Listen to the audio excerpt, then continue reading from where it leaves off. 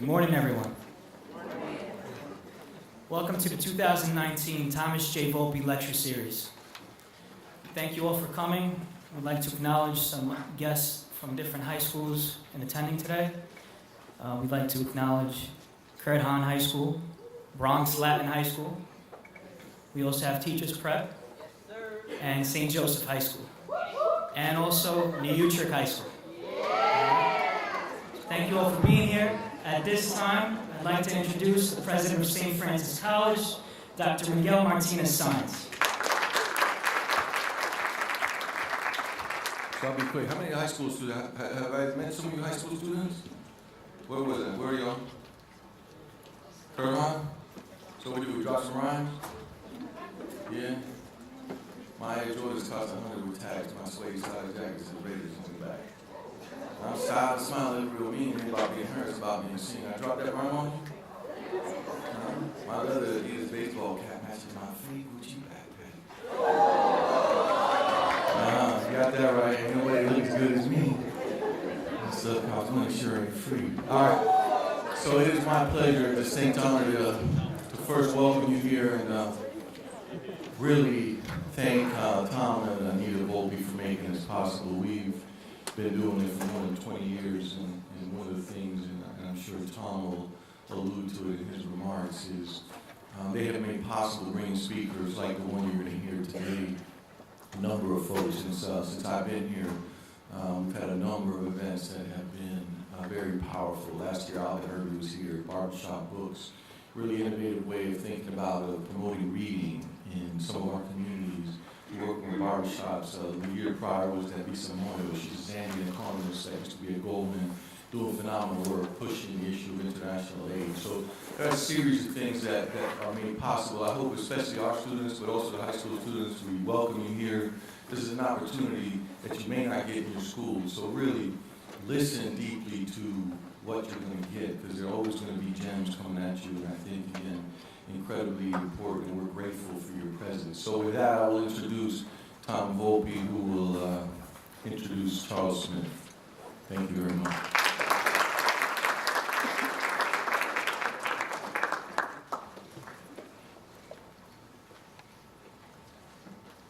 Thank you. Thank you, Noel. Thank you all for coming.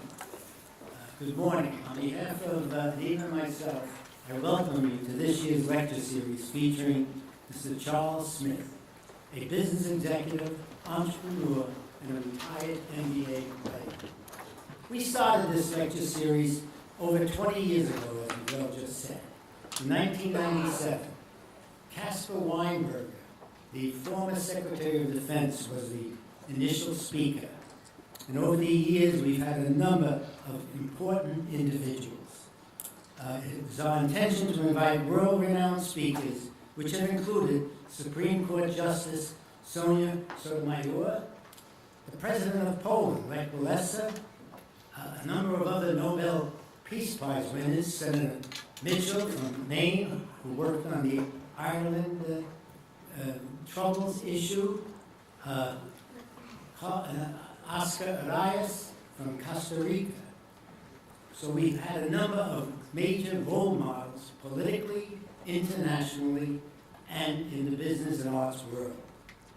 The lecture's aim is to introduce you, the students, to acclaimed speakers from the arenas of politics, literature, journalism, business, and entertainment.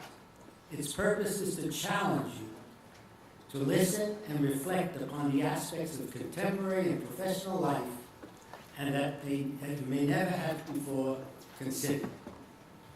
This year is no different. We welcome Charles Smith. He's the head of sports and entertainment for MediaCom and also a former New York Knick. The years that they didn't make it to the playoffs. Big difference. In his current role as head of sports and entertainment for MediaCom, which is also part of the WPP group, one of my competitors when I was at Interpublic, Charles connects marquee personalities with major brands for integrated social media marketing campaigns. He served as executive director of the NBA Retired Players Association, managing the organization's growth and fundraising. And he has spearheaded new business for Midas Exchange, a subsidiary of WPP, the world's largest media company. Charles joins St. Francis College as an executive in residence. It's my pleasure to introduce and give a warm welcome to Charles.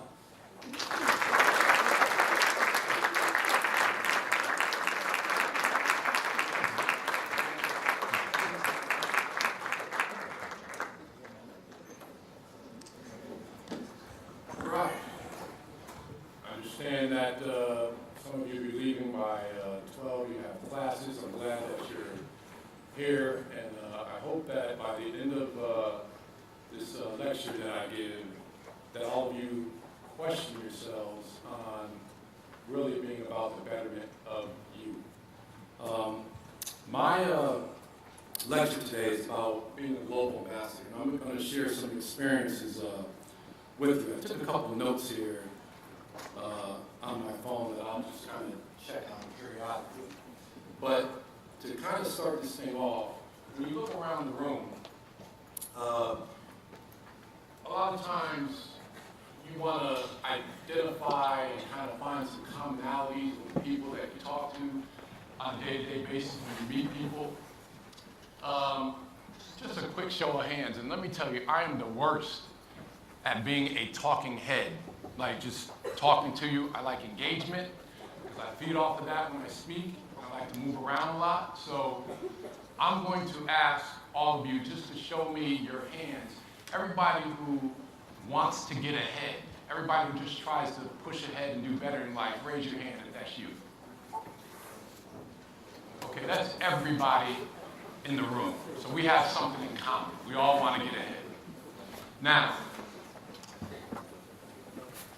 when I travel the globe, and I'll get into that a little bit more, you tend to realize what it is to be a global ambassador. A lot of you are part of teams, or a lot of you are part of some groups at your schools, and I always like to find out, another show of hands, who is sitting next to a friend of somebody that they came here with, a close friend? If you're sitting next to a close friend, raise your hand. All right? Some of you are not friends. Okay. That's all good.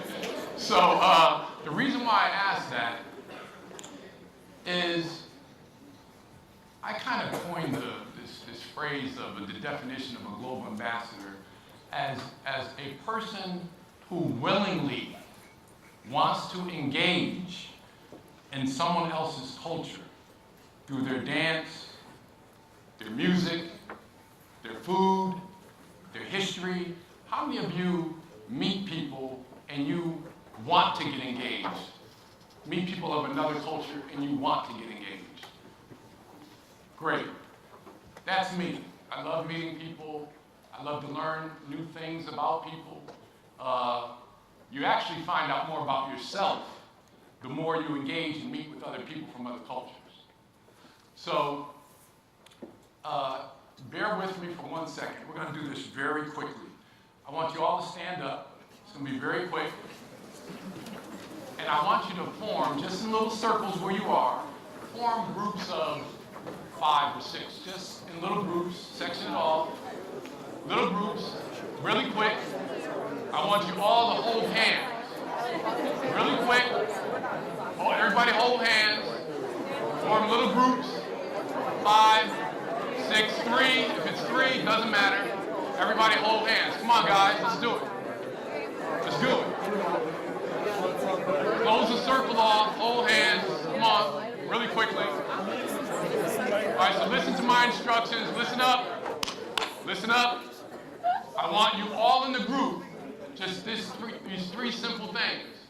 I want you to tell your group your name, where you're from, and what you aspire to do or what you aspire to be. What you're doing or what you aspire to do. Very quickly. Do it now. Take 3 minutes. Okay. Thank you for bearing with me for that period of time. got the 3 new future executives that just came in. All right. Thank you for bearing with me. That was an exercise with a purpose. Now, when you're talking about being a global ambassador, you have a choice. You can either tolerate somebody or you can accommodate somebody. And in today's world, if you look around the room, it's very diverse. You look at the companies, you look at all the technology, you can talk to anyone from any culture at any given time. The world has changed. Your neighbor is in Malaysia because you can talk to them right now if you wanted to. Your neighbor's in China, your neighbor's in India. You can talk to anybody at any given time. You can communicate with anybody. So, out of this group, I can guarantee you that in some of those groups that you had, some people were there tolerating the process. They were tolerating the individuals. They really didn't want to participate, and they just went along with the program. Right? Now, if you choose to be like that in your life, you're missing out.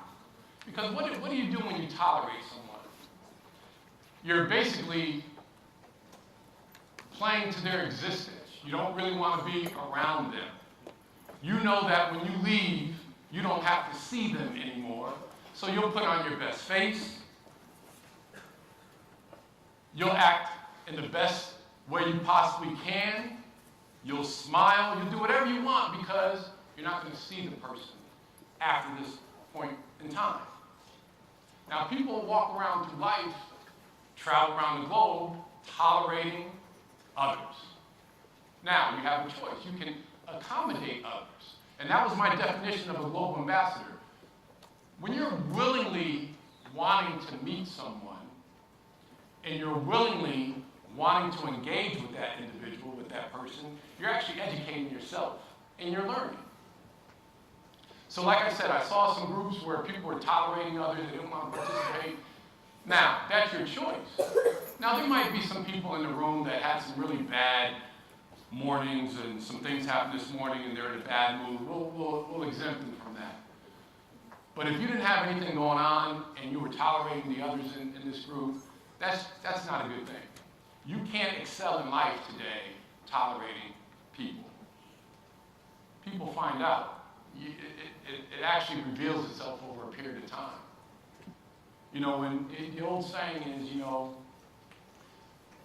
when someone knows that you care, they care about you. So I'm going to give you some experiences that kind of substantiates what I'm talking about. So I was the executive director for the NBA retired players for a few years. And then I left and I started a global company. I started taking former players around the world playing in exhibition games. Something I just wanted to do. I wanted to try something different. So basically every all-star from the 80s to mid-90s, they played with me around the globe somewhere at some point in time. Allen Iverson, Gary Payton, Clyde Drexler, you name it, they played with me at some period of time. We travel around the world through China, Southeast Asia, South America, and we sell out arenas and play against all-star teams from that region. We played the first game, and Dennis Rodman with me at this game. We went to the Philippines, and we played the first game in the Mall of Asia, 15,000 seat arena. We did the first sporting event there, and we sold it out. Now, we've been to Malaysia, we've been to all over. Here's what I've learned. When you're traveling around and you're going to these countries and you're meeting new people, it's up to you how successful you're going to be when you're dealing with others. Because, you know, as Americans, and if you're so accustomed to your own country wherever you're from, when you go to another country, a lot of times you're trying to impose your will and what you do, how you've grown up, into another person's society. And 9 times out of 10, you'll fail. I'm going to give you a story. So I was in China, and then I'll get back to the team. I was in China. I had an office in China for about 5 years in Chaoyang Village outside of Beijing. I was doing sports marketing and branding. with the partnership I had in China. I went to a bank and I had some American Express traveler's checks. When you leave the bank, before you leave the bank, you're supposed to sign them. I had a relationship with my bank and I didn't sign them. So I go to cash my traveler's checks at a bank in Beijing. And I put the checks on the table and I said, oh, I forgot to sign them. And I signed them right in front of the woman. She looked at me, she took the American Express check and she went to the back room. And then she came back out and she said, sir, no. And she pushed the check back to me. I said, what do you mean, no?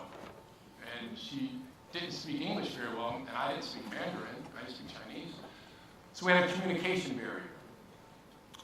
And she just wouldn't sign it, and I'm trying to figure out why. And then it dawned on me, okay, I just signed it in front of her. So I pull out my passport, I pull out my license, and I put it in front of her and say, look, it's my face, see the signatures are all the same. No. She doesn't want to do it. So I'm getting upset. I'm getting furious because I need money. And I'm starting to raise my voice. She doesn't understand what I'm saying. Then a gentleman comes by, and I remember him to this day. His name is Professor Yin. He was from Seton Hall University.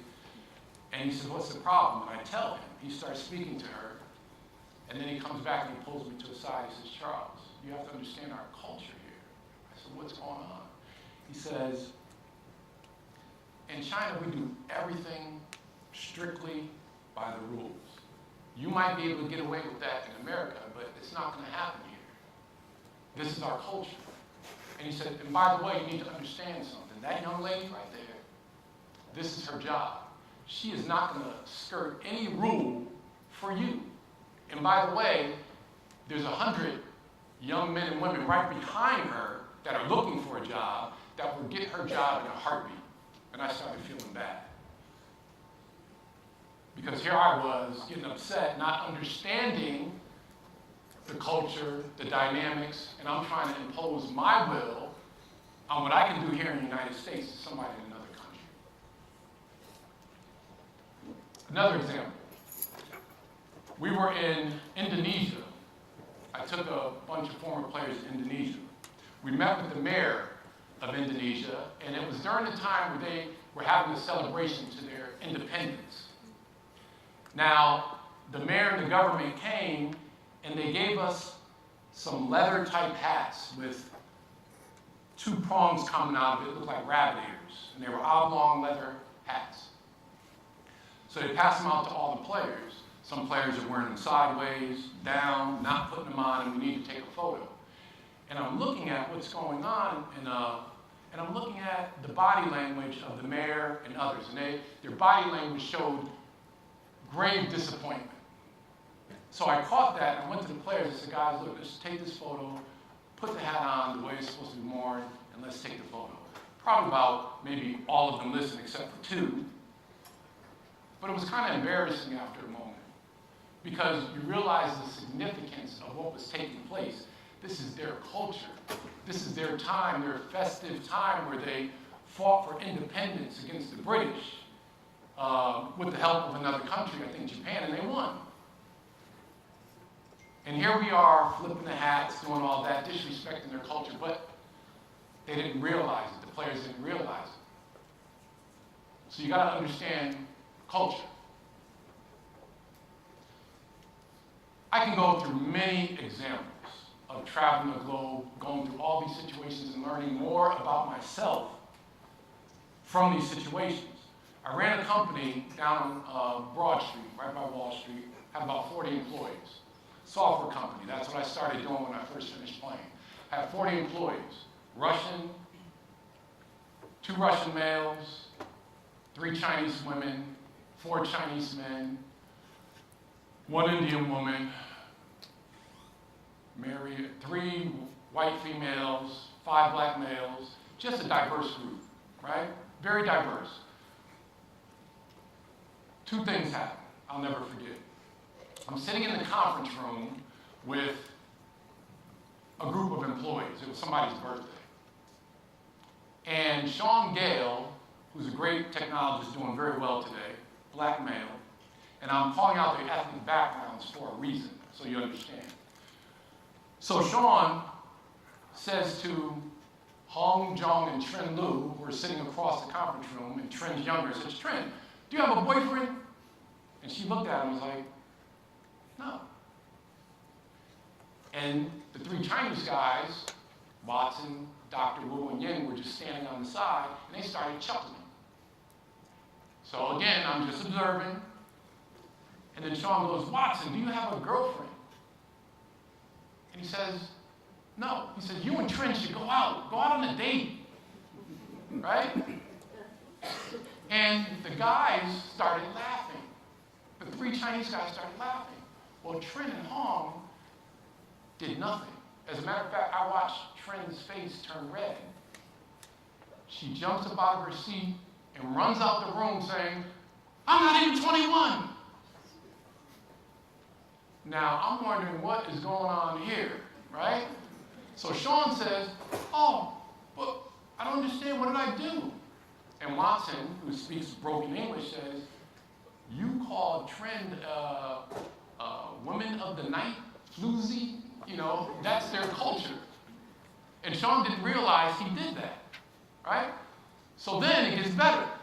Sean gets ready to get up and go apologize to Trin. And Hong Jong grabbed Sean as he was going out the door and said, Sean, don't say anything to her, because if you go say something to her, that means you were wrong. Let it go. Cultural experience. Gentleman by the name of Ha, from South Korea, played in the NBA with the Milwaukee Bucks. 7'2", about 270, great player overseas, came to the NBA with the Milwaukee Bucks. At this time, I was running the rookie transition program for the NBA.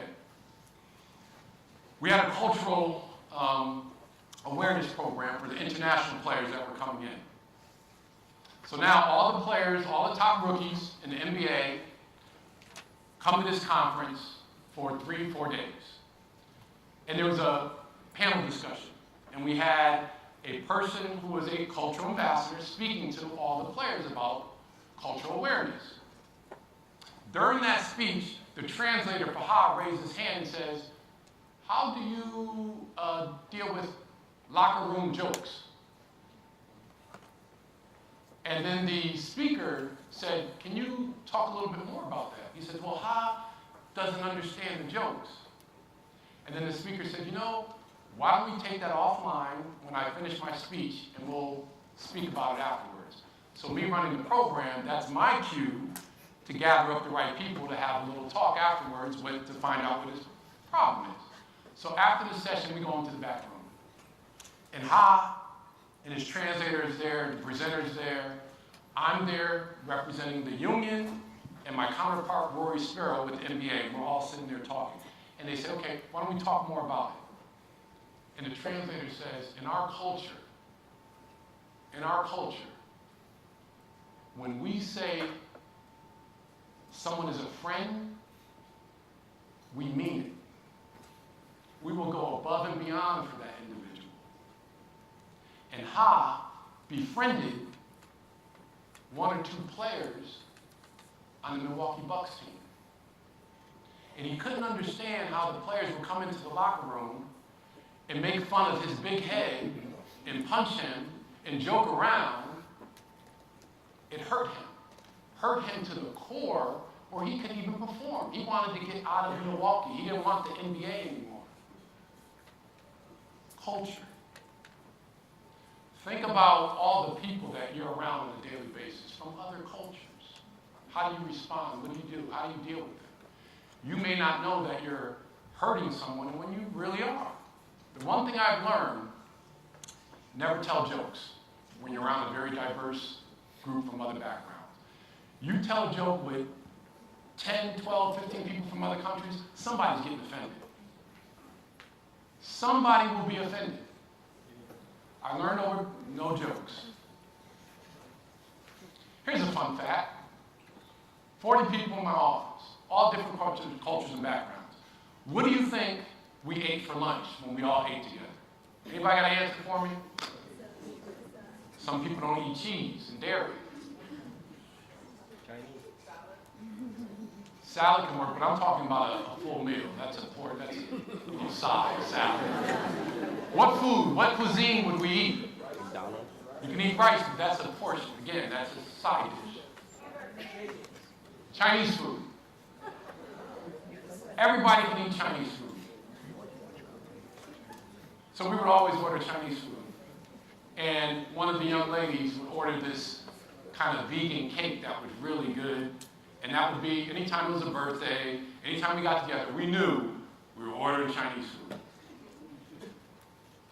So with all these things that I'm talking about, it's all about culture, being an ambassador.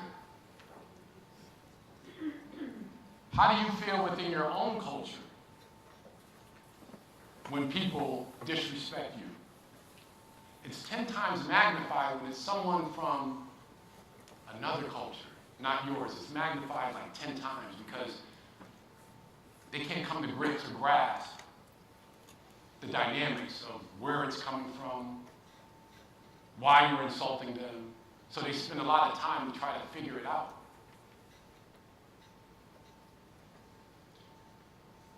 If your goal, and we all said at the beginning that that's our common goal, we all want to get ahead. That's what we're here for. We all just want to get ahead in life. So when I've traveled around the globe, that was my common thing with dealing with people. If I wanted to have a conversation, I talk to them about getting ahead. What do you aspire to do? What are you doing? It's always a common goal. Everybody wants to get ahead. Now, when you talk about religion, I respect everyone's religion. I believe in God. People have other beliefs, but I respect their beliefs. You learn that over a period of time. Now, with everything that I'm telling you today, go back 20 years, I was not like this and I didn't think this way. It was my travels. It was my willingness to speak to others, learn from others, find out more about myself. I found out how arrogant I was. I found out how selfish I was. I found out how Americanized I can be when I travel. I'm in China in a restaurant. And I'm there with, I'm not going to say the car dealership, the car company, but I'm there with three guys that are in China to launch a brand of a new sunroof vehicle in China. I don't know if any of you seen things on television or been to China, but there are no sunroof vehicles, at least not that many in China, right? So I'm there and we're having lunch, and I was there with another group and they were sitting next to the table, so I started talking, why are you guys here? Oh, we're launching a new sunroof vehicle in China. And they started talking about it. Yeah, it's been very difficult, to launch it. And they're talking about all their problems. And I said sunroof. I'm talking about a convertible, sorry. A convertible vehicle in China. So they're trying to launch this convertible. And one of the Chinese people that I was with said, Charles, they'll never do it here. I'm like, why? He said, we don't like convertibles here because we don't tan. If somebody has a tan, that means you work out in the fields or you're working out and you got a menial job. Nobody wants to know that. So we don't have convertibles here. Now, these guys have been doing this for 3 years. How do I find out in 2 minutes that car is not going to be successful? Culture. How can they spend that much time thinking they're going to launch a convertible car in China? They're on a doomed mission from the start, and they didn't know. Why? Because they're a big car company, and they're going to do what they think they're going to do, and they're going to teach this culture what a convertible top is all about. And it failed. It never got off the ground. Culture is a big deal. It's a big deal here at St. Francis. It's a big deal as you walk through your day-to-day, through your lives. Accommodate people.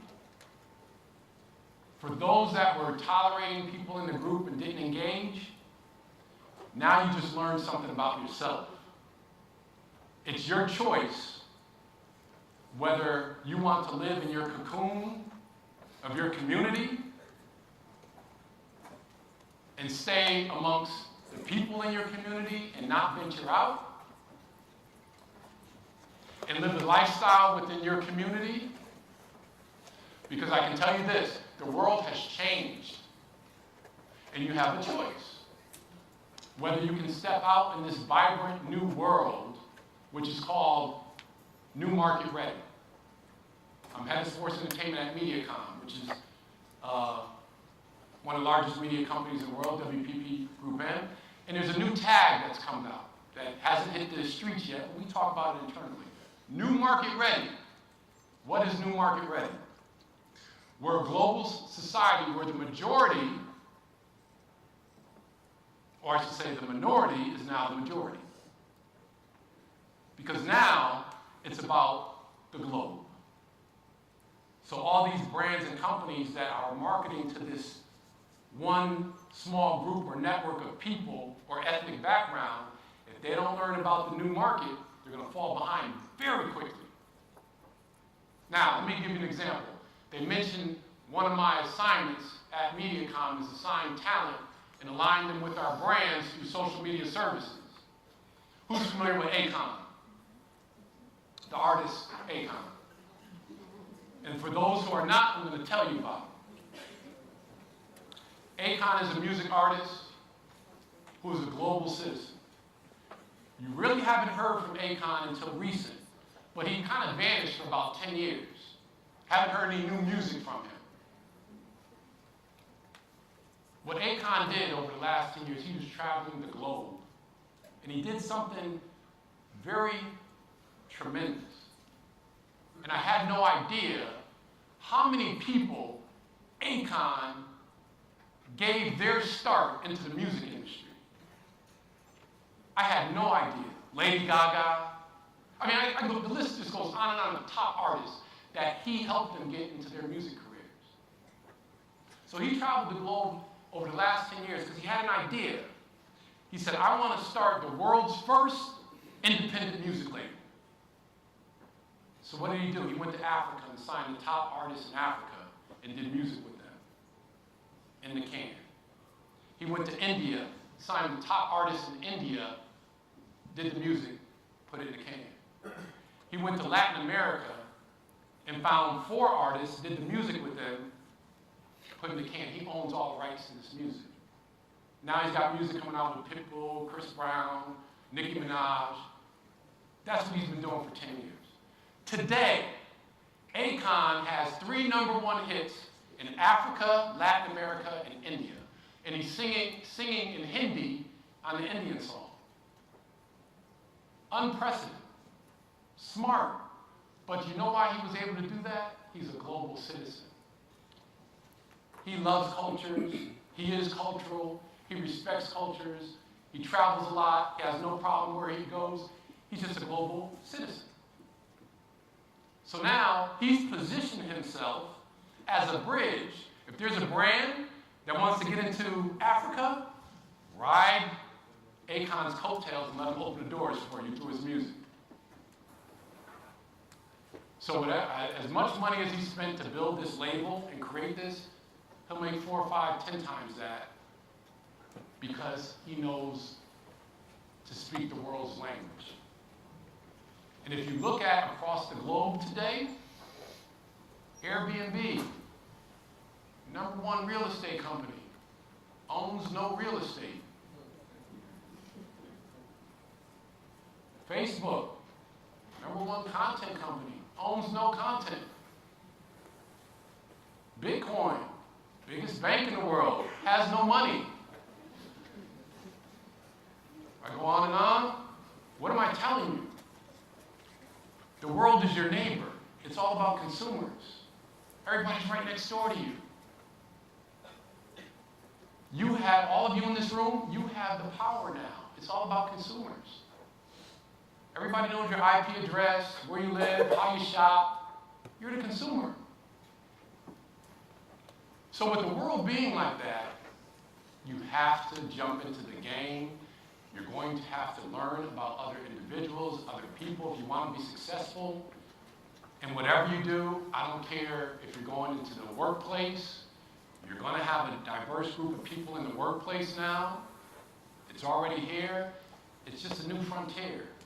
And my speech to you, like I said at the beginning, I wanted to challenge you that by the time I finish speaking, that you would look in your heart and in your soul and question yourself on how you're going through your day-to-day lives, how you interact with people. Any questions?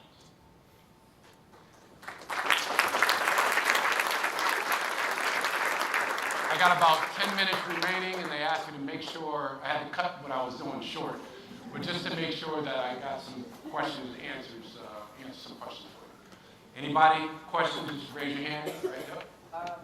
So you said that Before you ask the question, we'll have a microphone come to you. All right? Thank you. Well, I can hear them and I'll repeat it so that we get more questions if you can't move across the room. You want to give the microphone to the next person? Anybody has a question? Here, is the microphone here. David? There's a question here. And then you give it to the gentleman in the back.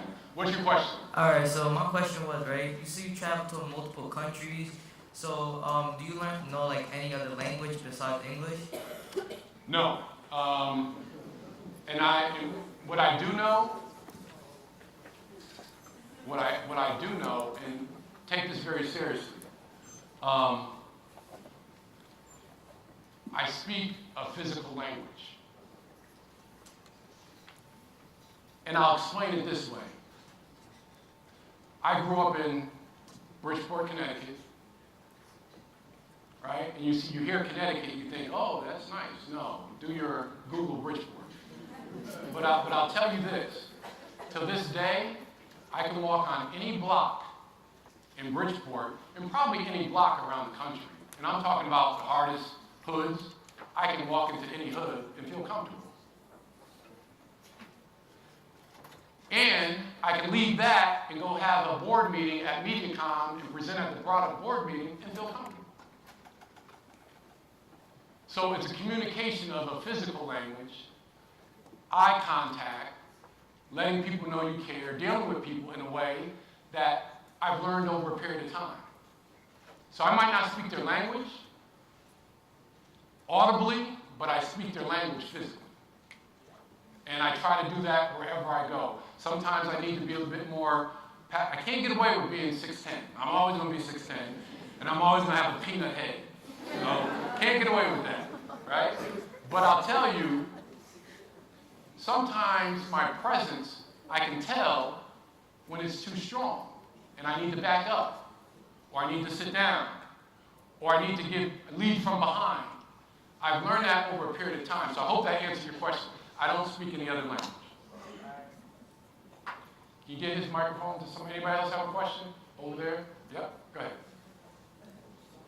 Why is Chinese food is the most important to eat?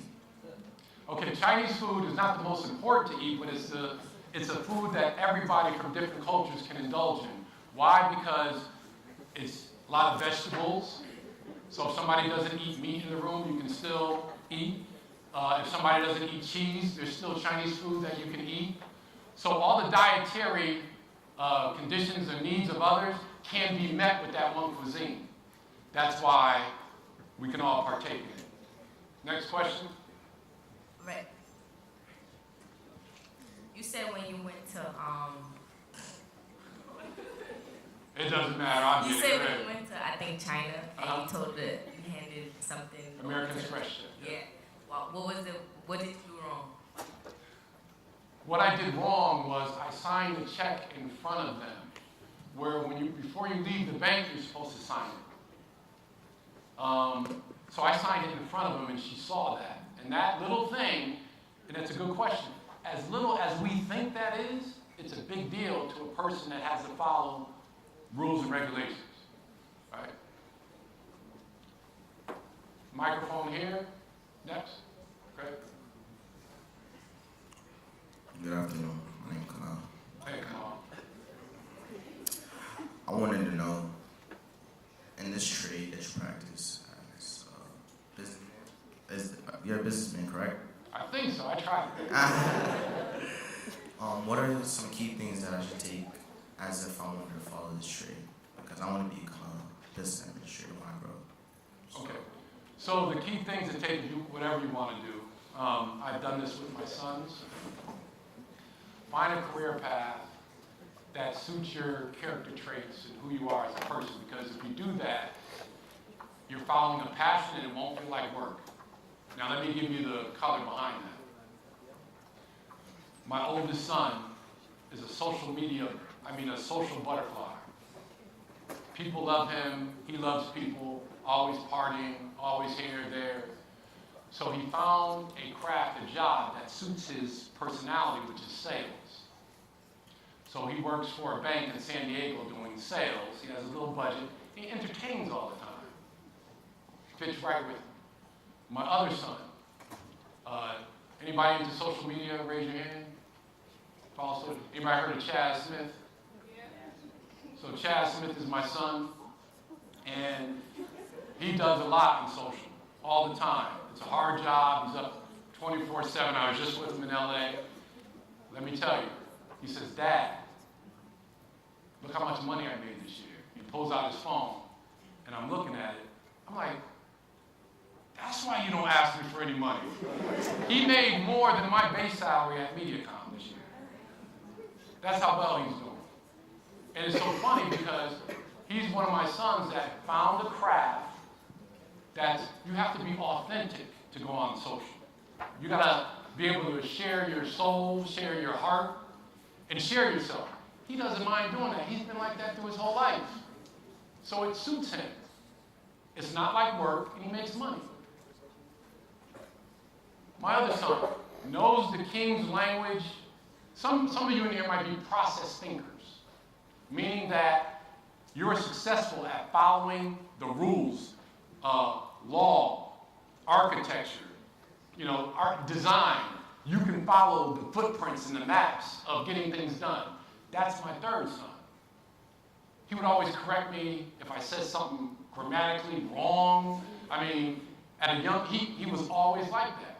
So he's been taking Chinese since age 9. He's a sophomore in college studying Chinese and finance. He found something that suits the way he thinks and who he is. So find a career path that suits who you are before you say, I just want to do this. You can do it, but I'm just giving you a little advice. Now, how do you do that? Really quick.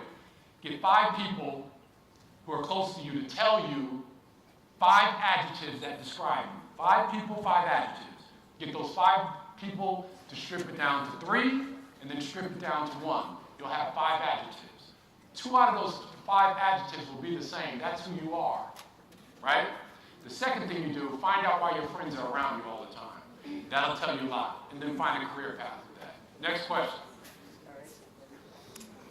I admire everything you said.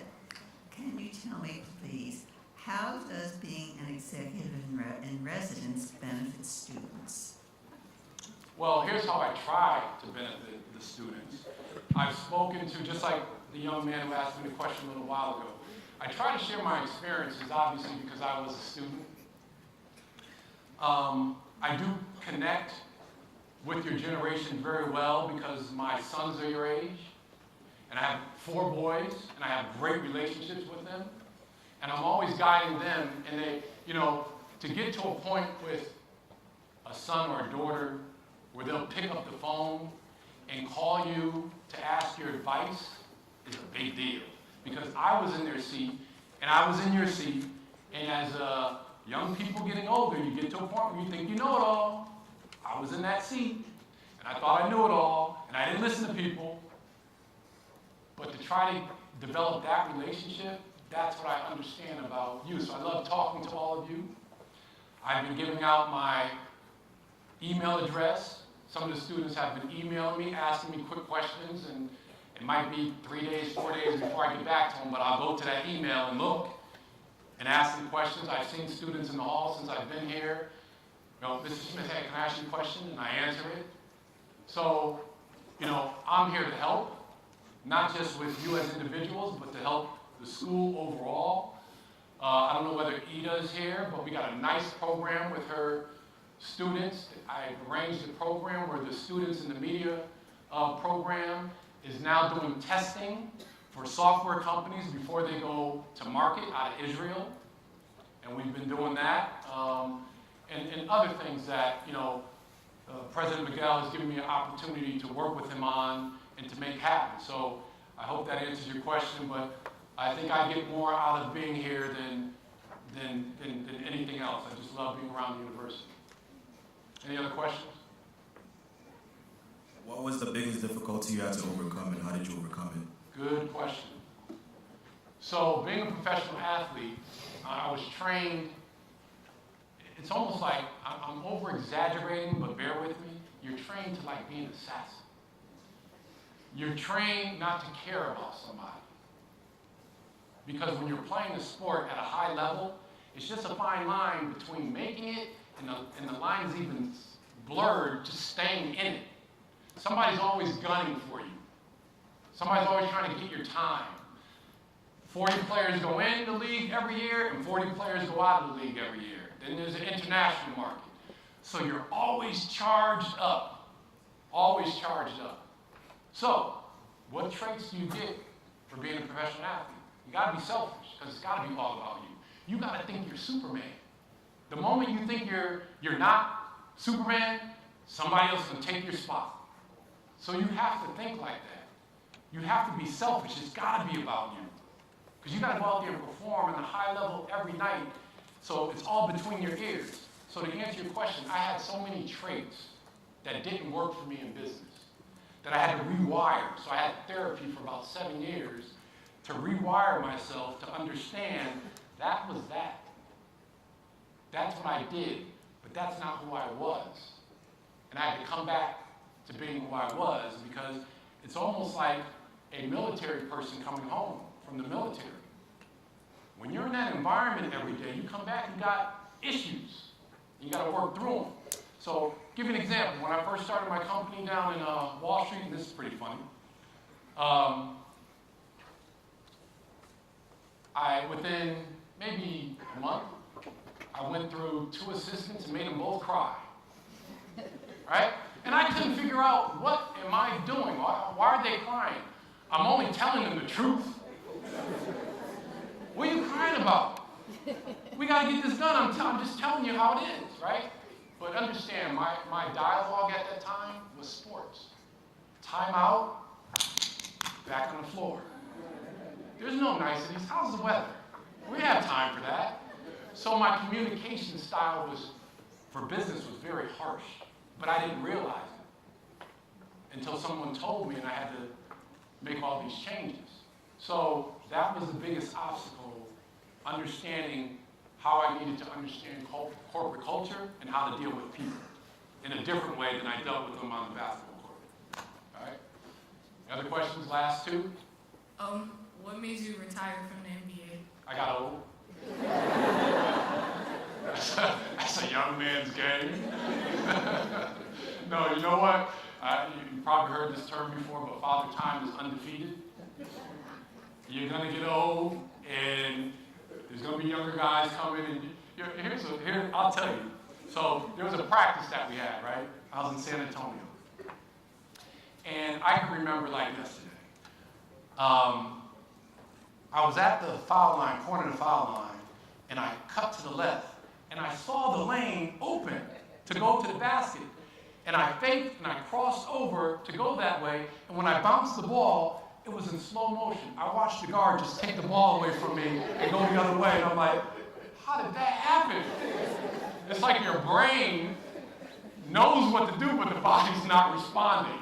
Now, if I were doing that against someone my age, I'd still make it happen. But it was with a younger guy, it's like, wow, you start to see these things happen. It's like, okay, your time is coming up. That's why I retired. And I had some injuries. Any other questions? Last one. All right, this is You my again. question, right? Yeah. Just wanted to know, right? So, you said when you travel to like different countries, like I'm gonna give you like North Korea, for instance, right? Mm-hmm. And like you knew you was different from the people in that country. So did you like feel any like certain way that you stood out from everyone else, like bad or good? Thank you for that question. This is going to be an education, this answer. So yeah, I went to North Korea for about 10 days. Best trip ever. You know, again, our country has no relationship with North Korea. So our country says,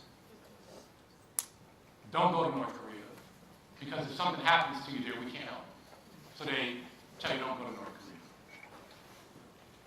A group of former players, we went to North Korea to do a cultural exchange trip. Awesome trip, awesome trip. Best education I had ever traveling around the world. I got a chance to see a country that a lot of people haven't seen before. I got a chance to travel around the country that a lot of people haven't seen before. I got a chance to meet delegates from the country that people haven't met before.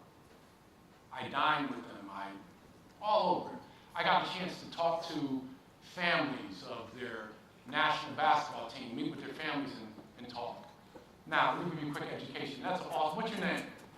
My name's Mohammed. Mohammed, that's an awesome question. So, thanks for asking. So I'm going to summarize that trip. Everybody just wants to get ahead. And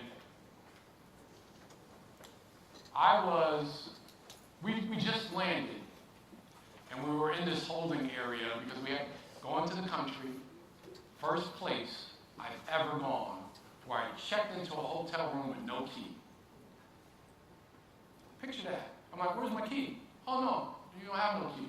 Lock the door when you're inside. I'm like, huh? So you know what I said to everybody I was traveling with? If something's stolen out of my room, you guys did it. But it's a different culture. Different culture. So we arrived to the airport, and one of our players pulls out a DVD of Michael Jordan, Go Fly Away, whatever it was, a documentary on Michael Jordan. And all of a sudden, the Korean guys from the airport, the government start crowding around, and they're talking, and they're saying all this stuff, and they're excited. So I'm trying to figure out, why are they so excited? They never saw Michael Jordan before. They never saw an NBA game before. So it was fascinating to them just to see an NBA game, even if it was a documentary. They'd never seen it. They heard different things about it, but never saw it. Think about that. Traveled into downtown area. One section of downtown is built like the 1970s. Other section like the 1980s. You got one contemporary hotel, just different. Different.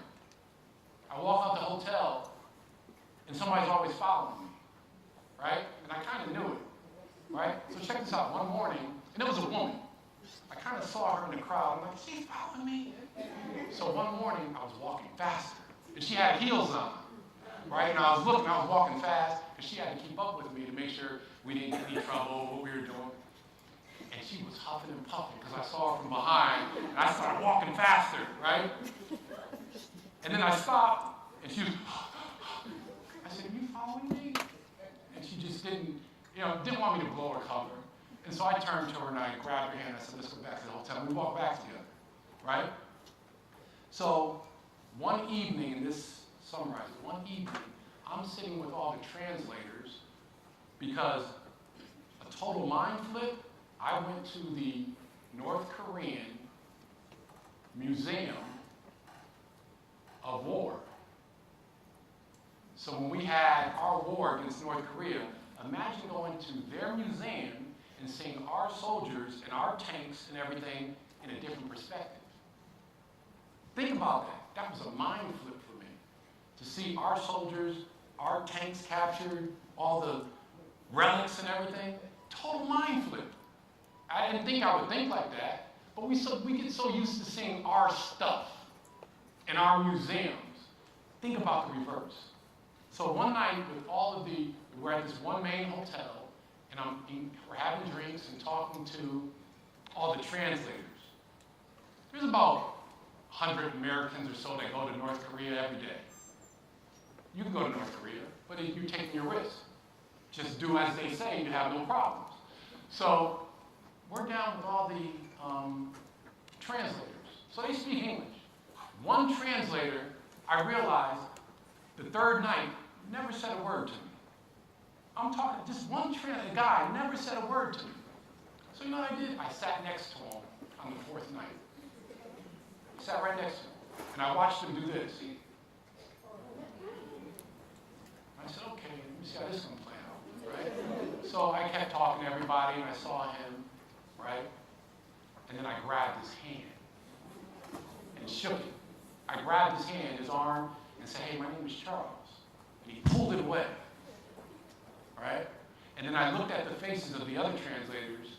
They knew something that I didn't know, and they were like, so it was a little, the air got thick real quick, right? The fifth and last night, the very next night, he came over to me and he sat next to me. You know what he did? He took his finger and he rubbed the back of my hand. This is year 2015. He rubbed the back of my hand as if the color was going to come off. Literally, he did that. And I let him do it. And then he looked at me, and I looked again at the other translators, and they just saw what was going on. And I ignored him at that point, and he kept talking like it wasn't no big deal, left my hand there, it was okay. And he started warming up, right? When I left, that following morning, he met me at the desk with one of the other translators. He had tears in his eyes, thanking me for being his friend.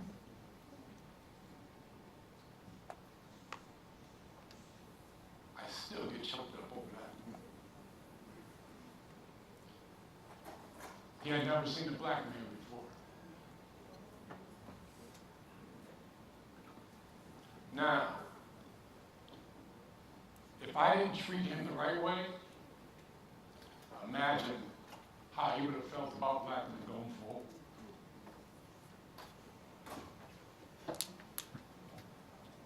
Great question.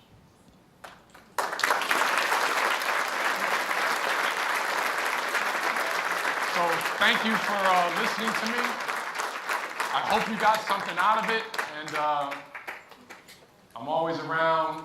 If you see me, ask me any questions, and I'll be happy to answer. Thank you. Please give another round of applause to Mr. Charles Smith. Thank you. Thank you, Mr. Volpe. Thank you, Mrs. Volpe. And thank you, President Miguel Martinez Saenz. And thank you all for coming. Have a blessed day.